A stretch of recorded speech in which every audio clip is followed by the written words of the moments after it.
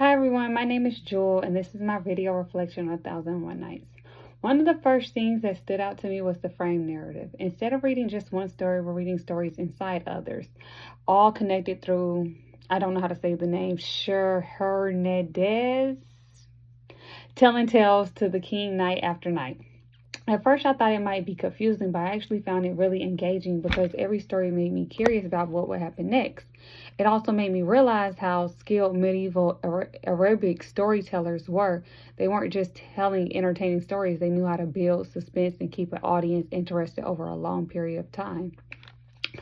I also think that one reason 1001 Nights has lasted for so many centuries, since its collection of stories from different places and authors, people could continue adding new tales over time. The stories include adventure, romance, humor, magic, and lessons about justice and human behavior, so there was something for almost everyone. Even today, I think people still enjoy these stories because they deal with themes that are still relevant, like greed, loyalty, wisdom, revenge, and consequences of our choices. Another thing I found interesting was the mix of fantasy and real life lessons. The story included magical creatures, enchanted objects, and impossible events, but they also explore very human emotions like fear, love, jealousy, and hope.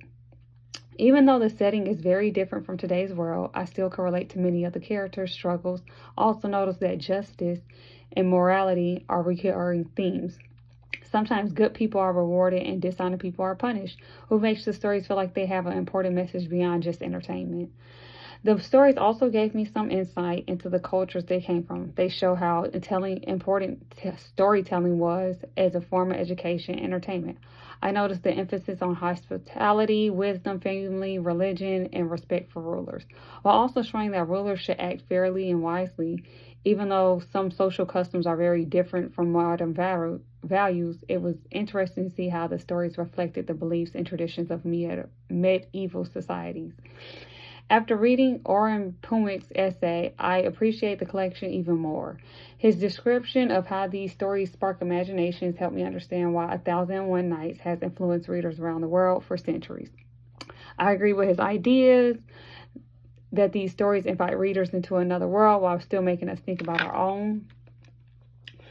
Overall, my biggest takeaway is that 1001 Nights is much more than a collection of fairy tales. It's an example of how storytelling can entertain, persuade, preserve culture, and teach important lessons all at the same time.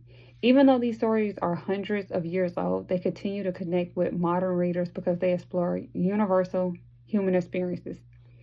Thanks for listening. Hope you learn.